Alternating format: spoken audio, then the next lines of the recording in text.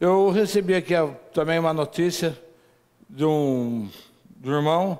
Falou: apóstolo, para mim já começou os 7 anos de fartura. Recebi 30% de aumento nos meus vencimentos. Não, eu vou repetir para vocês. Não, eu não falei que ele foi despedido. Eu não falei que vão fazer uma redução no salário dele e aumentar a jornada de trabalho. Eu falei que ele recebeu. Diga, recebeu. Diga, receber é a mais. 30% no seu salário.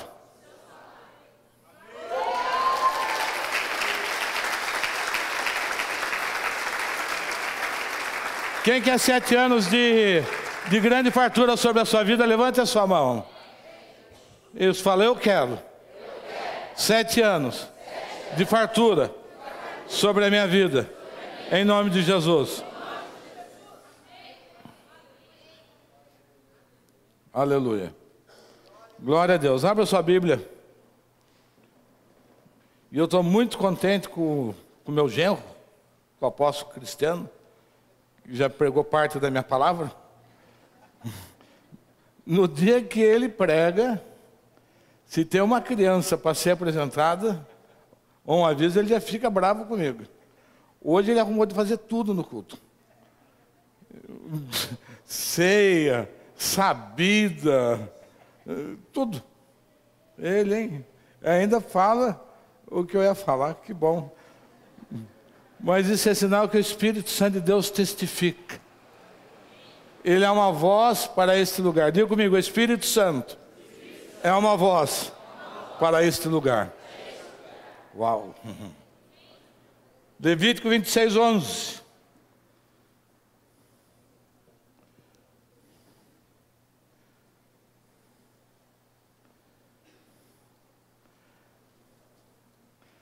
Porei o meu tabernáculo no meio de vós. Diga comigo, o Senhor colocou o seu tabernáculo no meio de nós. E isso é para sempre. Amém? E 7 anos de grande fartura. Um homem pode ser usado por Deus para produzir grande fartura. Diga, um homem pode ser usado por Deus para produzir grande fartura. Quem pode ser esse homem nesta noite? Quem pode ser esse homem nesta noite? Que Deus pode usar para produzir grande fartura. Eu quero que você tome posse disso. Eu não estou usando um jargão com vocês. Eu estou dizendo que Deus pode usar um homem para produzir 7 anos de grande fartura. E é interessante as qualidades desse homem. Ou é interessante as situações que um homem como este já pode ter passado na vida. Um homem que pode ter sido vendido. Um homem que foi escravo. E um homem que já foi prisioneiro. Esse homem foi responsável para produzir 7 anos de grande fartura sobre a terra. Isso quer dizer que qualquer um de nós está habilitado a produzir isso, desde que Deus tome a nossa vida em nome de Jesus. Quem já teve uma vida muito sofrida? Quem já foi vendido espiritualmente? Foi abandonado? Foi deixado? Quem já foi escravo dos vícios, das drogas, dos sentimentos? Quem já foi prisioneiro? O sangue do Cordeiro veio sobre nós e nos libertou. E Ele pode dizer para cada um de nós nessa noite que Ele pode produzir 7 anos de grande fartura sobre a terra. Não é uma fartura que fique presa em você, é uma fartura que transforma uma cidade, um país, uma região.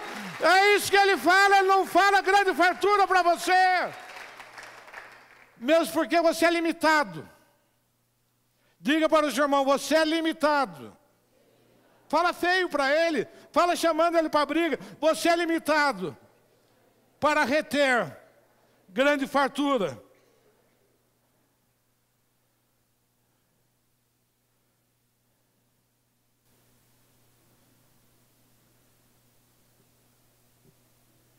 Sabe qual que era a diferença de José entre os seus irmãos? Ele conhecia a voz de Deus. Essa era uma das diferenças de José sobre os seus irmãos.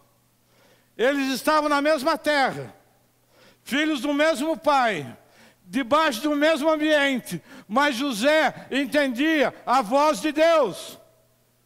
Diga para o seu irmão, se você quer grande fartura, você precisa começar a ouvir a voz de Deus para a sua vida. O segundo ponto de José, ele era capaz de discernir os sonhos de Deus para o seu tempo. Diga, José era capaz de discernir os sonhos de Deus para o seu tempo. Hoje nós estamos vivendo um tempo e Deus tem um sonho para este tempo e que nós precisamos conhecer. E o dia que nós conhecemos o sonho de Deus, a nossa vida deixa de ser uma vida comum.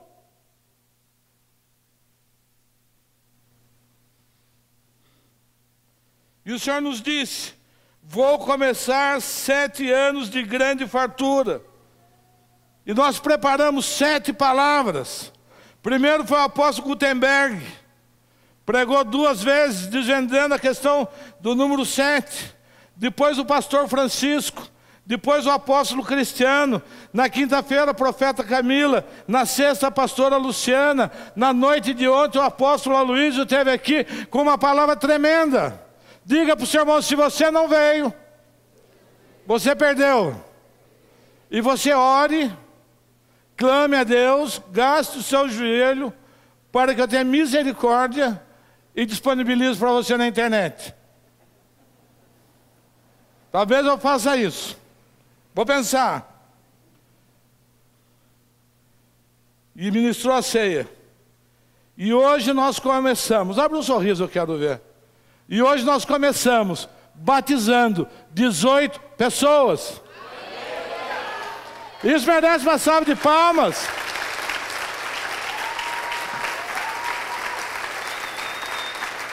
E eu vou dizer para você, foi a melhor leva de batizandos que eu tive nessa casa.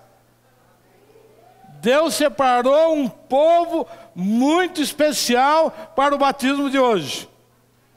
O Leandro é um deles, olha que menino tremendo. Começando firme uma palavra responsável. A Betina, filha do evangelista Natanael, que ontem apresentou lá um teatro na Embraer, foi algo tremendo. Isso, diga aleluia.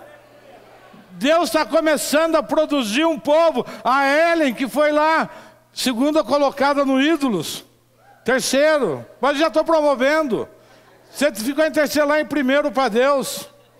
O Rafinha, a Carol, o Carlos Tadeu Júnior e tanta gente, a Ângela, a Manu, a Thaísa, quanta gente bonita, quanta gente que você olha e fala, Deus está produzindo um povo de governo. E não é para vocês encherem sua bola, não é para vocês ficarem humildes diante disto. Não se sente, eu estou apenas trazendo uma palavra de Deus para a parte de vocês. Sabe, Deus está fazendo coisas tremendas nesta casa. A Letéia lá, mãe e filho, ó, desce os 2 juntos. O Lucas, e daí vai. Todo mundo estava lá, pronto. Tremendo. E o mais importante disso tudo, que nós já começamos isso, debaixo de uma palavra, aonde a presença de Deus é permanente no nosso meio. Diga, isso é tremendo para a minha vida. Eu preciso da presença de Deus. Eu não venho fazer culto se não tiver a presença de Deus. Se for para fazer outra coisa sem a presença de Deus, eu não faço. Eu não quero que cante, eu não quero que ninguém suba nesse púlpito se não for pela presença de Deus. Se não for para manifestar a glória dele, aqui não é lugar para outra coisa, aqui é lugar para a manifestação da glória de Deus. Taubaté, terra de adoradores, é apenas o meio para manifestar a presença de Deus de uma forma permanente nesta terra. Por isso é terra de adoradores, é a presença permanente de Deus sobre esta terra, de uma maneira especial, de uma maneira de visitação, de uma maneira em que Ele transforma a terra, de uma maneira que Ele muda as pessoas, de uma maneira que Ele esvazia as cadeias, de uma maneira que Ele fecha as baladas, de uma maneira onde Ele fecha as casas de prostituição. Terra de adoradores é isto. É isso que o Senhor tem preparado para esta terra. Diga para o seu irmão: você está na melhor terra deste país, porque a presença de Deus é permanente neste lugar. E Ele tem nos dado como a fórmula como isso vai acontecer.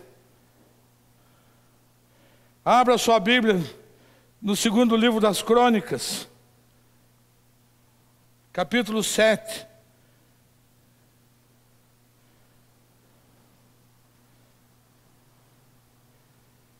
Quem aqui tem sonhado com o Senhor? Quem aqui tem tido sonhos proféticos? Levante a sua mão, porque eu preciso. Levante a sua mão com gosto. Não quero preguiçoso. Levante a sua mão, alto, alto, alto. Não depilou o braço a mulherada? Levante o braço. O desodorante está vencido. Levante o braço alto. Porque lá está no verso 12. 2 Crônicas 7:12. O Senhor lhe apareceu de noite. Ele disse: ouvi a tua oração e escolhi para mim este lugar, para a casa do sacrifício. Diga: o Senhor escolheu este lugar para a casa do sacrifício. É aqui que Ele escolheu. Está. Diga aleluia mesmo, solte a sua voz, libere a sua garganta, glorifique a Deus, porque Ele diz que Ele escolheu este lugar.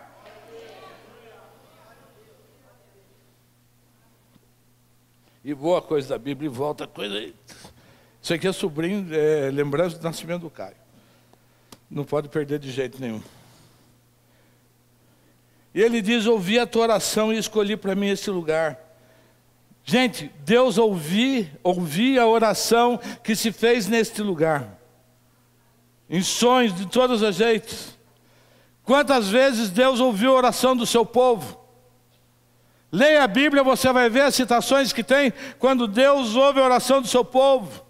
Quantas vezes o povo estava em verdadeiro desespero e clama pelo Senhor, e o Senhor ouve a voz do seu povo. Deus ouve o desespero do seu povo. Aqui nós não somos um povo desesperado por situação financeira, porque graças a Deus aqui está todo mundo muito bem de vida. Aqui não é um lugar que nós estamos clamando pela presença de Deus por causa da enfermidade. Aqui nós estamos clamando pela presença de Deus, pela situação que se encontra na nossa terra, pelo número de violência. Uma cidade que tem mais de 1.200 pontos de ocultismo, uma cidade onde se faz sacrifício de animais, uma cidade onde se faz sacrifício de tantas coisas.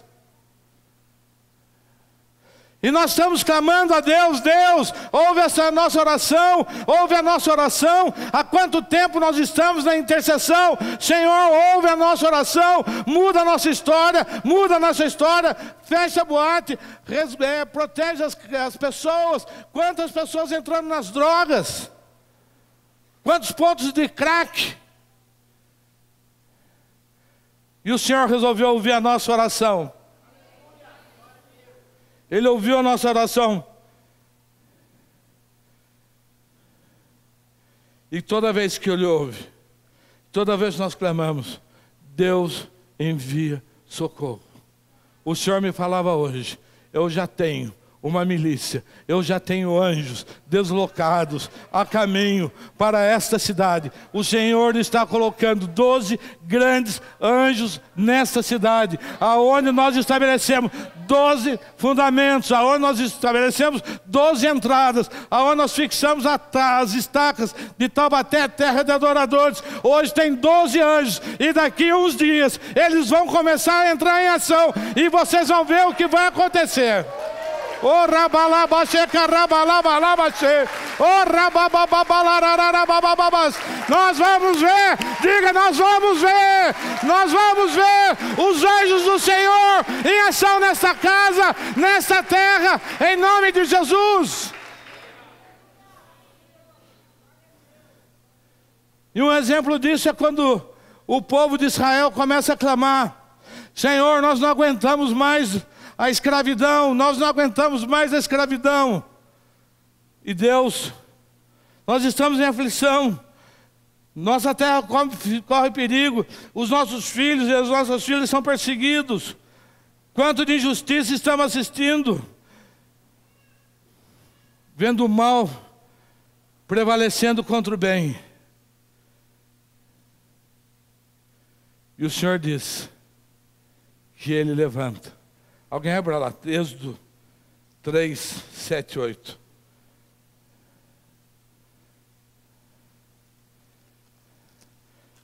Enquanto eu estou deixando aqui, você diga, seu irmão, Deus ouviu o nosso clamor. Deus ouviu o nosso clamor.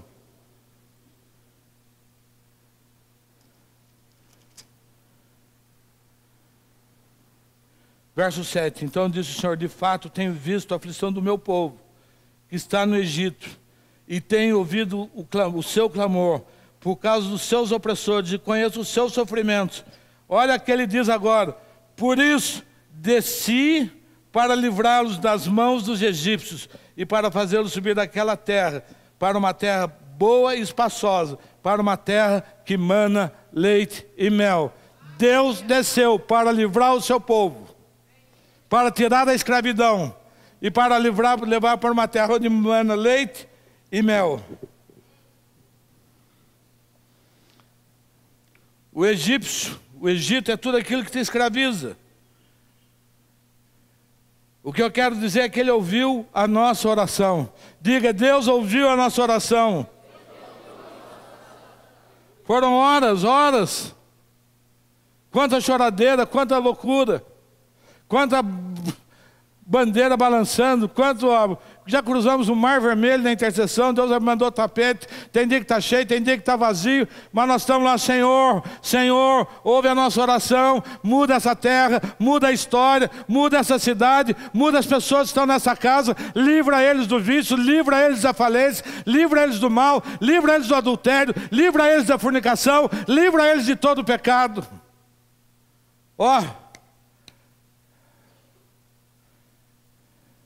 E voltando lá em 2 Crônicas 7. Deus falando: quando eu cerrar os céus e não houver chuva, ordenar os gafanhotos que comam a terra, e enviar peste entre o meu povo. Deus fala sobre tudo isso. E no verso 14 ele começa: se. Diga comigo, se o meu povo, que chama pelo meu nome, se humilhar e orar e buscar a minha face, e se converter dos seus maus caminhos, então eu virei dos céus e perdoarei os seus pecados e sararei a sua terra. Diga, o Senhor vai sarar a nossa terra.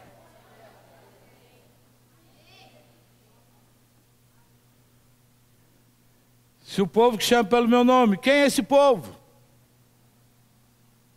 Nós chamamos pelo nome do Senhor, nós nos humilhamos, nós dependemos dEle, nós não somos altivos, não somos soberbos, não somos gananciosos, nós não gostamos de contenda, nós queremos paz, nós queremos justiça.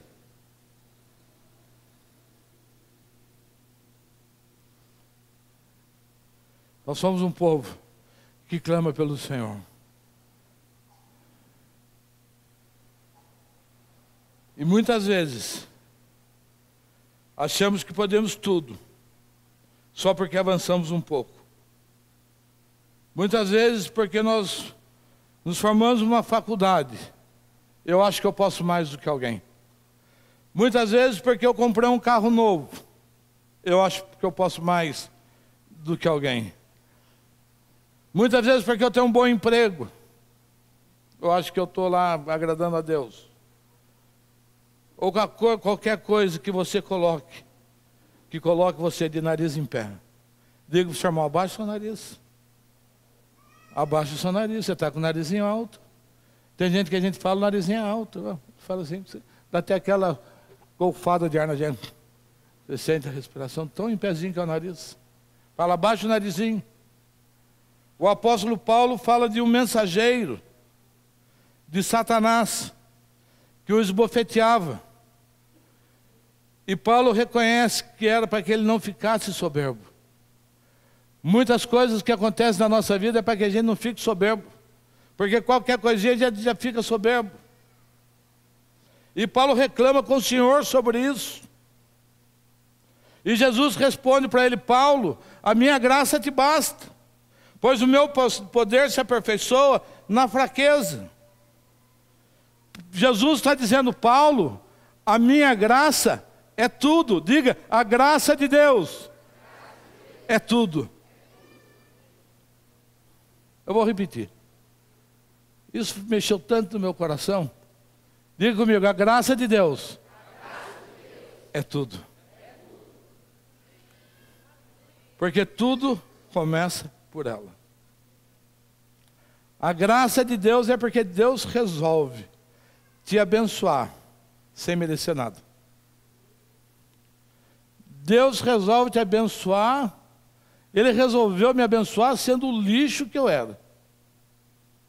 E se eu era lixo, vocês também eram. Também. Não vou ficar sozinho nesse barco, vou xingar vocês.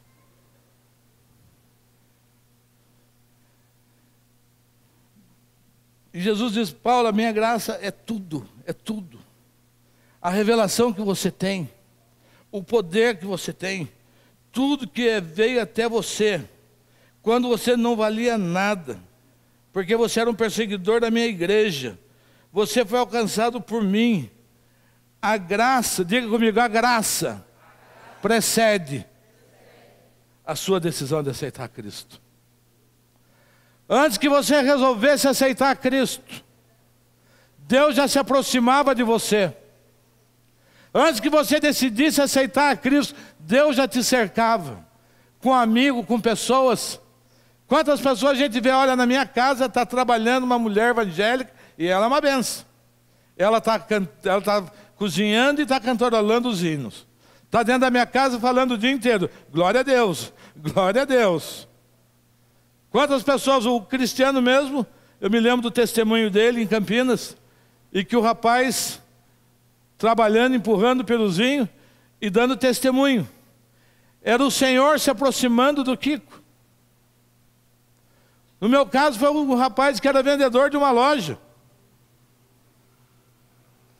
Porque a graça precede a decisão. A graça precede a decisão. Diga comigo, a graça precede a decisão. A graça é a aproximação de Deus até você. A graça é o caminho pelo qual Deus chega na sua vida e você não tem nada para oferecer a Ele. A graça é a porta de entrada para todas as coisas de Deus para a sua vida, a qual você não teria condição de entrar se não fosse pelo favor dEle. Porque até o dia que Ele chegou em você, você era pecador, ou era pecador. Até o dia que Ele chegou na minha vida, as drogas faziam parte da minha vida. Até o dia que Ele chegou na minha vida, a minha vida era bagunçada, era desestruturada, parecia um louco, parecia um maluco. Mas a graça de Deus que abriu todas as portas da minha vida, veio primeiro. E por isso, Paulo, não sofra por isso. Porque a minha graça é tudo na sua vida. Tudo começa pela graça.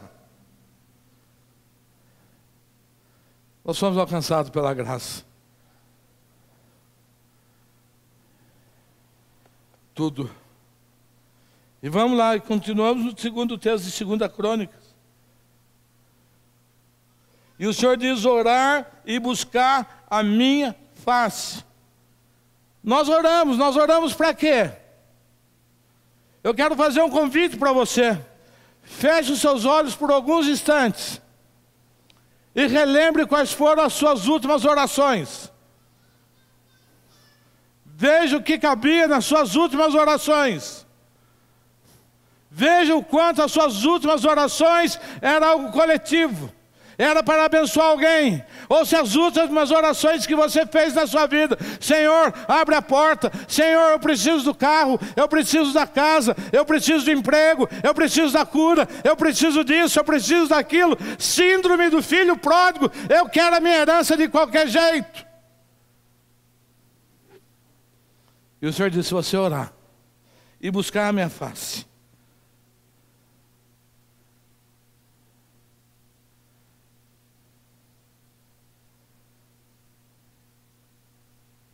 responda sinceramente.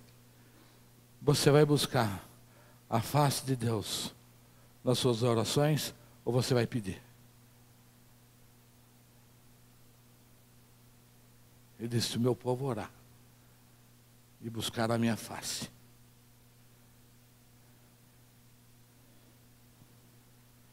Êxodo 33, 11. Moisés.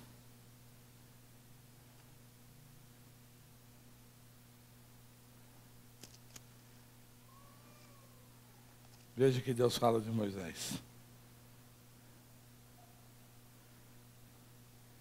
Falava o Senhor a Moisés, face a face, como fala com o seu amigo. Isso é intimidade.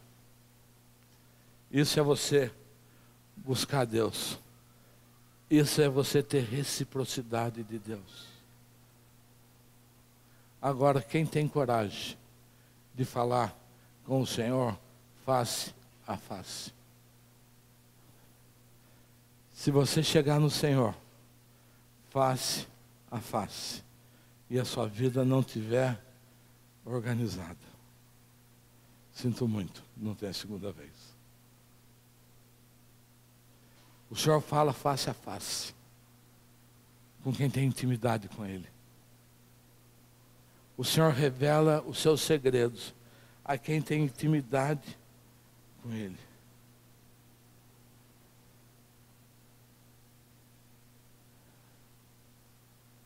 Segundo Coríntios, segundo time do Corinthians, que ganhou hoje. Não quero falar de futebol. Segundo Coríntios, capítulo 4.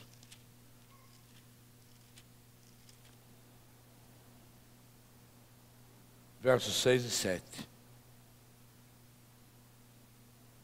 Pois Deus, que disse: das trevas resplandecerá a luz, é quem brilhou em nossos corações para a iluminação do conhecimento da glória de Deus na face de Jesus Cristo.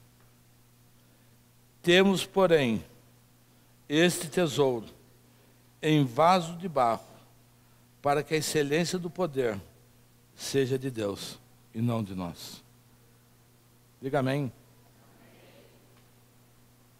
Nós somos chamados para manifestar. Diga: eu sou o vaso de barro e eu trago a excelência de Deus na minha vida. A glória de Deus se manifesta no vaso de barro. Se eu fosse você, eu falava: eu sou esse vaso de barro. Face a face é isso, é a manifestação de Deus na sua vida.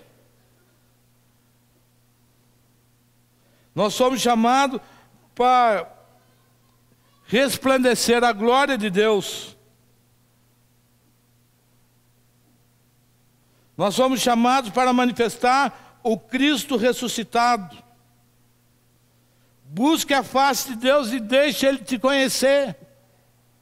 Deixe Ele manifestar através da sua vida. Mas se a nossa vida não tiver um sentido, não tiver uma ordem, se não estiver distante do pecado, se não estiver distante da idolatria. Na quinta-feira a profeta Camila falou sobre as imagens. Que é necessário quebrar. Não é necessário que ninguém veja o apóstolo Hélio pregando aqui. Não é necessário que ninguém veja o grupo de louvor adorando aqui. É importante que você veja o Cristo manifestado na minha vida a seu favor. É importante que você veja o grupo de adoração manifestando o Cristo ressuscitado, adorando o Pai. Não é Henrique, não é a Camila, não é a Luci. Vocês têm que olhar para mim, para a minha retidão como homem de Deus, como referência. Mas tem que ver em mim principalmente o Cristo ressuscitado. E por isso eu tenho que manter a minha vida em ordem. Eu tenho que manter a minha vida para que eu possa subir num púlpito e falar e confrontar da parte de Deus.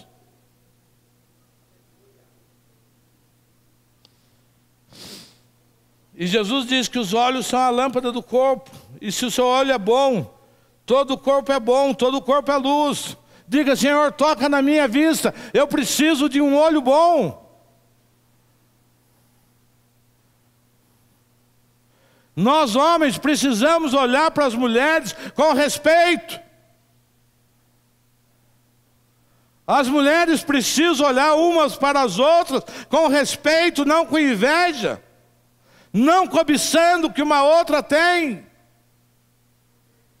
Porque é pelos olhos que decide se o nosso corpo é luz.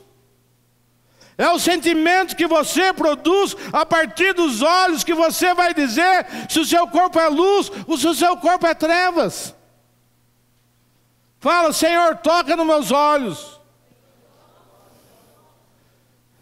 E quando os seus olhos são maus, você não consegue ver nada bom. Quando seus olhos são maus, você nunca vai olhar para a sua esposa com a graça que ela tem. Mas quando seus olhos são bons, você vai atravessar toda a sua vida com a sua esposa do seu lado e falando, que coisa, a minha esposa não envelhece. Eu estava vendo uma foto da Ana esses dias, eu falei, a Ana continua com 18 anos de idade. Eu estou desconfiado que quando eu saio de casa, ela mergulha num tanque de formol. Apesar que também não envelheço muito não. Mas ela parece uma menina. Porque os meus olhos para ela são bons. Pergunta para o seu marido, como são os seus olhos para mim? Pergunta para o seu marido, como são os seus olhos para mim?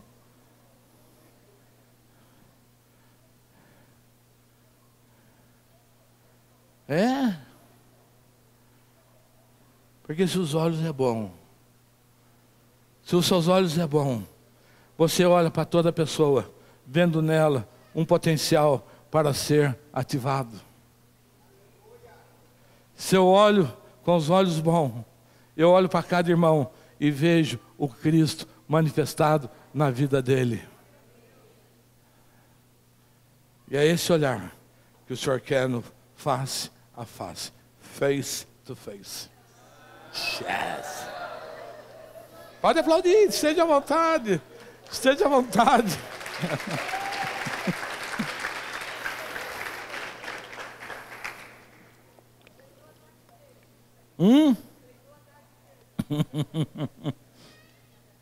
Ai, ai, ai. Tem um pregador que eu gosto muito, que é o apóstolo Guilherme Maldonado. Ele é um show. E ele vai pregando em espanhol e vai para o inglês e volta. E o intérprete no mesmo pique, eles não mudam, não perdem o ritmo. Fala, eu quero a luz de Cristo na minha vida. E ele diz e se converter dos seus maus caminhos. Vamos falar diferente. E se você se arrepender dos seus maus caminhos, o arrependimento, eu que precede. Diga-me, o arrependimento precede a conversão. Ninguém se converte e depois se arrepende, senão você não se converteu coisa nenhuma. Toda conversão foi precedida de um arrependimento. Toda conversão você olhou para a sua vida e falou: esta vida que eu levo não é a vida que Deus tem para mim.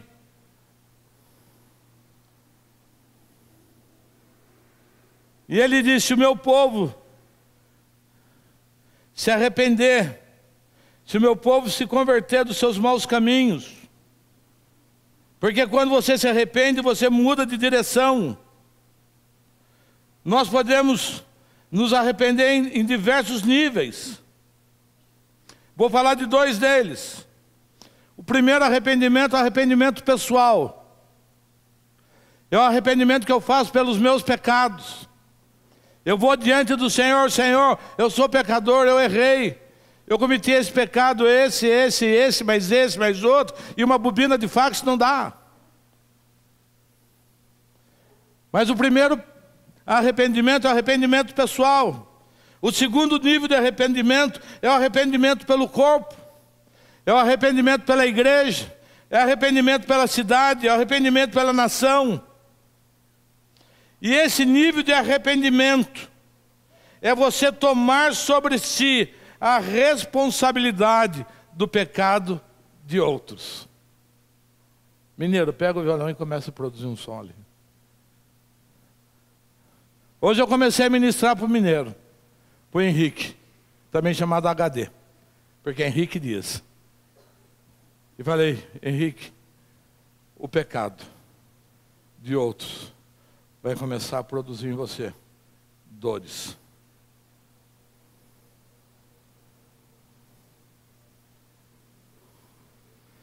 Quando a gente assume o pecado de outros,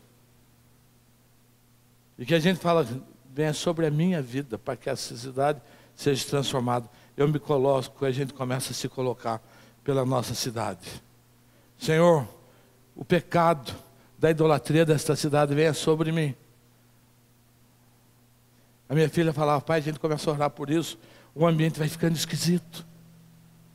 A vida da gente vai ficando pesada. E Deus está nos chamando esses dias a produzir isso por esta terra. Enquanto nós estamos orando, buscando, as pessoas estão no pecado. Essa casa, quando está funcionando, produzindo todo tipo de abominação, nós estamos: Senhor, venha sobre nós esse pecado. E não para produzir legalismo, não é para ficar legalista. Nós fazemos isso é para ficar parecido. Quer dizer, a gente faz isso para não ficar parecido com Adão, que diante do primeiro pecado: Senhor, é a mulher que o Senhor me deu. É muito fácil eu falar do pecado dos outros. É muito fácil eu falar do pecado da humanidade, mas a justiça não faz parte da minha vida. O apoio às pessoas, a ativação das pessoas não faz parte da minha vida. Tenho condições e não abro, tenho fartura e sou fechado. Não abro nada para ninguém, não ajudo ninguém, não apoio ninguém. É muito fácil a gente falar. Mas quando o Senhor começa a nos trazer um novo nível de arrependimento, um arrependimento mais profundo. Jesus tomou sobre si o pecado de toda a humanidade, o cálice transbordava, o pecado transbordava. Quando nós tomamos o pecado de outro, o pecado da nossa cidade, nós estamos dizendo: Senhor, eu também tenho culpa. Diga forte comigo: Senhor, eu também tenho culpa. Eu não ouvi ninguém dizer. Diga comigo: Senhor, eu também tenho culpa. Nós temos culpa daquilo que nós dizemos que é corrupção. Tem que doer em nós. Tem que doer em nós a miséria, tem que doer em nós a pobreza, tem que doer em nós o pecado. Nós não podemos ficar produzindo fechados dentro de 4 paredes.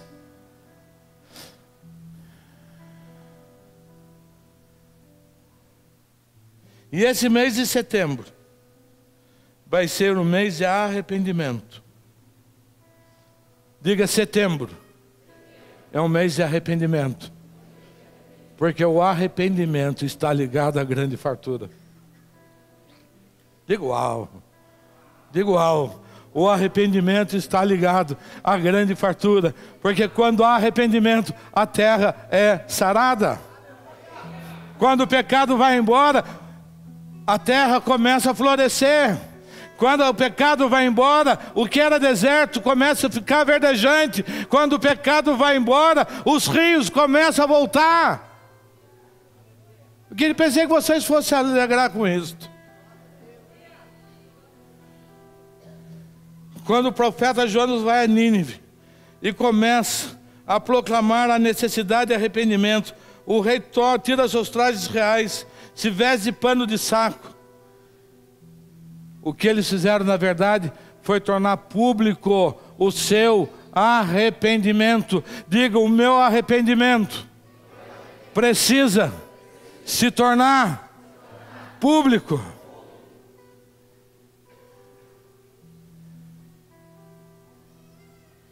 E hoje pela manhã, nós ministros reunidos nessa casa, resolvemos tornar público o nosso arrependimento.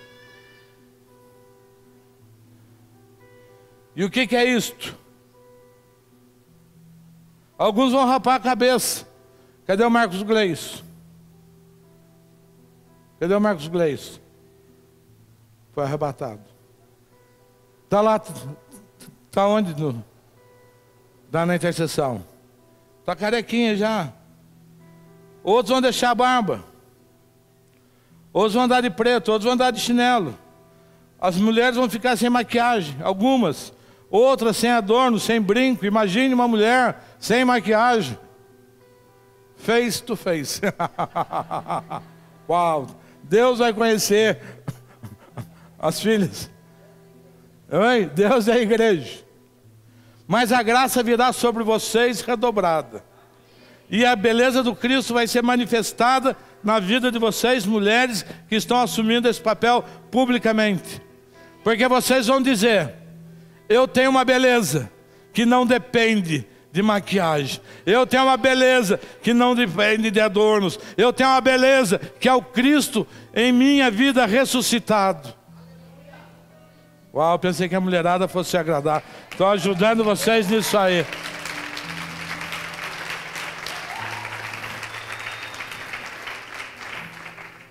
Diz que o rosto de Moisés brilhava. Diga para o seu irmão: o seu rosto vai brilhar pela glória de Deus manifestada sobre a sua vida. Você nunca brilhou tanto na sua vida.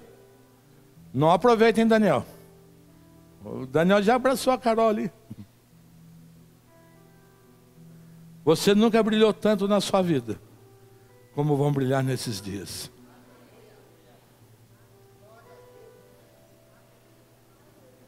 E se você quiser nos acompanhar, fique à vontade. Isso começou comigo. É uma decisão pessoal minha. Se alguém fizer, eu fico feliz. Se ninguém fizer, eu vou fazer do mesmo jeito. Isso não é uma imposição. Isso é uma decisão de ir num nível mais profundo com o Senhor. Isso quer dizer: Senhor, eu estou me importando com a herança que o Senhor me deixou, com a terra que o Senhor me deixou. E eu quero pagar, de uma certa forma, um preço.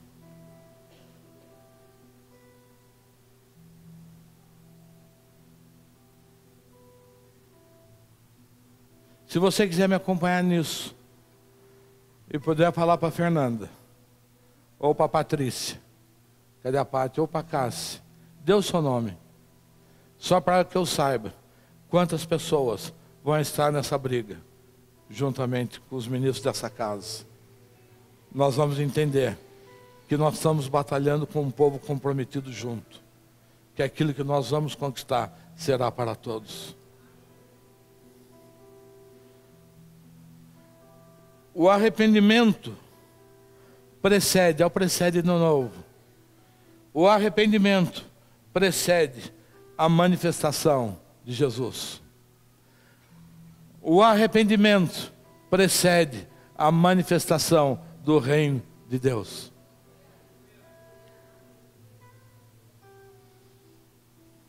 Que é justiça, gozo e paz. Estou dizendo que nós estamos precedendo um novo tempo sobre a nossa terra. E isso faz parte do nome da cidade, da mudança para a terra de adoradores. João Batista começou a anunciar: arrependei-vos. Arrependei-vos, porque o reino de Deus está próximo. Arrependei-vos. E ele batiza a Jesus e disse: é necessário que eu diminua e você cresce. Quando ele começa a falar arrependei-vos, ele está preparando o caminho daquele que é o nosso Salvador. Quando ele começa a dizer arrependei-vos, o reino de Deus está próximo, ele está dizendo: está chegando um tempo em que vai ser produzido sobre a terra justiça, gozo e paz. Jesus vem, morre por todos, salva todos, coloca todos em condição de igualdade. A justiça de Deus veio sobre as nossas vidas, e por isso nós estamos aqui nesta noite. Se arrependa e virá sobre nós, sobre a sua vida, justiça, gozo e paz. Levante a sua mão. Se arrependa e virá sobre a sua vida justiça, gozo e paz. Porque todo pecado gera injustiça. Todo pecado gera roubo na vida de alguém. Todo pecado gera morte na vida de alguém. E quando você se arrepende, vem sobre a sua vida justiça, gozo e paz. Então o Senhor continua: então eu virei dos céus e perdoarei os seus pecados e sararei a sua terra. O Pai, o Filho, os anjos estão nessa hora todos assim, ó. Vamos ouvir, silêncio, silêncio. Vamos ver se eles estão clamando. Vamos ver se eles estão se arrependendo. Eles estão loucos para vir e agir a nosso favor. Eles estão loucos para se manifestar nessa terra. Eles passam lá o dia inteiro. Vamos ouvir, vamos fazer silêncio. Anjos, não cante agora. Eu preciso ouvir a terra. Filho, você está ouvindo? Você está ouvindo, filho? O Espírito Santo está cumprindo o seu papel, porque o arrependimento só vem através do Espírito Santo, que nos convence do pecado, do juízo e da justiça. É tremendo. Deus está querendo nos ouvir nesses dias. Ele está pronto, ouvindo, para perdoar os nossos pecados e sarar a nossa terra.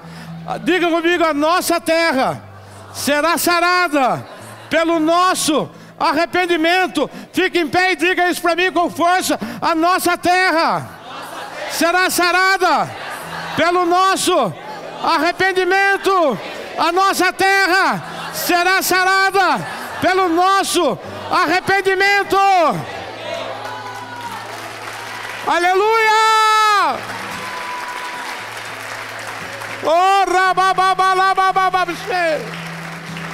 Pode sentar. E daí o seu namoro será puro, a sua empresa será boa, porque o pecado vai sair da nossa terra. E eu estou decidido a entrar nesse mês de arrependimento. Eu quero saber se alguém vai comigo nessa. Se alguém vai comigo transformar essa terra. Se alguém vai comigo entrar nessa briga. Se alguém vai entrar nessa, para valer. Põe uma faixa preta no braço. Se alguém perguntar que faixa é essa, você fala: é o pecado da minha cidade. E se ele for meio íntimo, o senhor fala: é por causa do seu pecado. Seu pecador. Se arrependa, se arrependa, se arrependa, se arrependa. Eu não sei como vou fazer, mas Deus está falando para mim, para a gente fazer uma grande semeadura de arrependimento. Não sei se papel, se cartaz, eu não sei o que. Mas nós vamos fazer.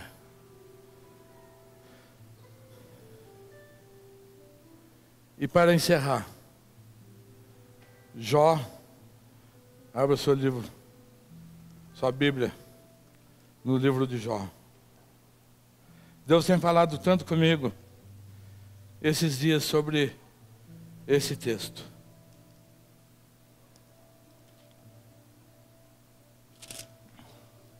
Jó 19, 25.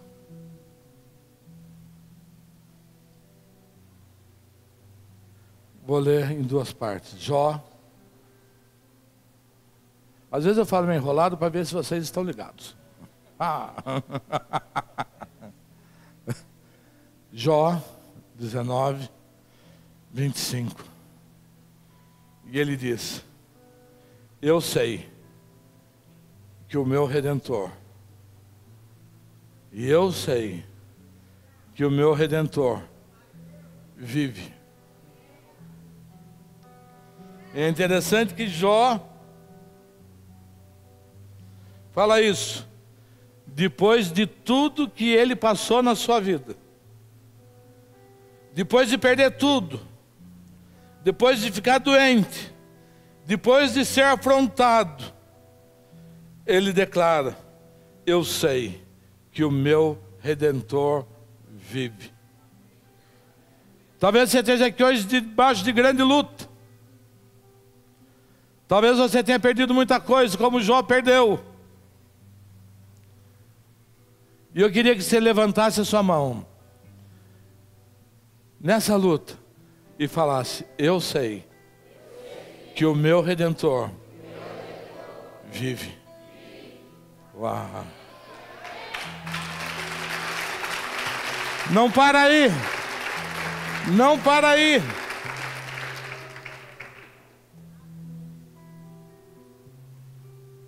E por fim, eu sinto arrepio para falar sobre isso.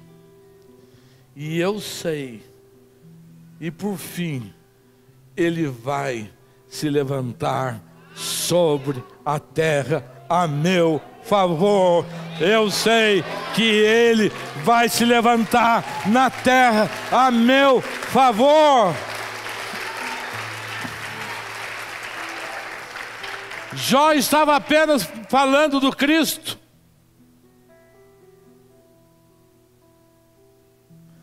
Hoje nós sabemos que o nosso Redentor vive e já se levantou sobre toda a terra a nosso favor. Gente, isso é tremendo. Nós vamos viver um tempo muito especial. 7 anos, porque o nosso Senhor já se levantou sobre a terra e nós fomos levantados com Ele. Porque se nós morremos com Cristo nós ressuscitamos, nós estamos inseridos na sua vida, nós estamos inseridos na sua vitória, em nome de Jesus.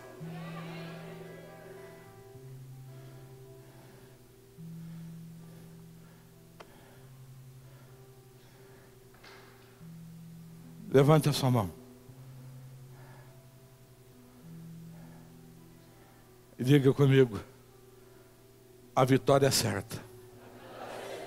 Vocês estão falando, vocês estão sussurrando no meu ouvido.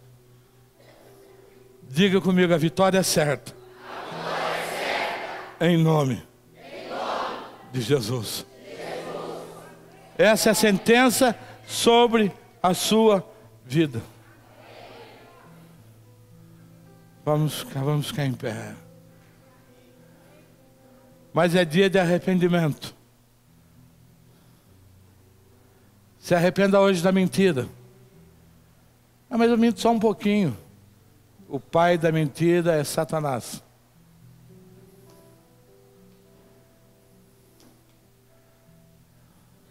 Se arrependa hoje do roubo, do todo tipo. Porque o roubo tem nome, quem inspira o roubo. Porque ele veio para matar, roubar e destruir. Se arrependa hoje da injustiça. Se arrependa hoje da pornografia. Se arrependa hoje da maneira que você veio para o culto. E a sua cabeça povoada de besteira, de imundície. E que não respeita um lugar santo. Não é santo porque são 4 paredes. É santo porque o Espírito de Deus habita em nós. Hoje é dia de se arrepender. Hoje é dia de se arrepender de toda palavra torpe que saiu da sua boca.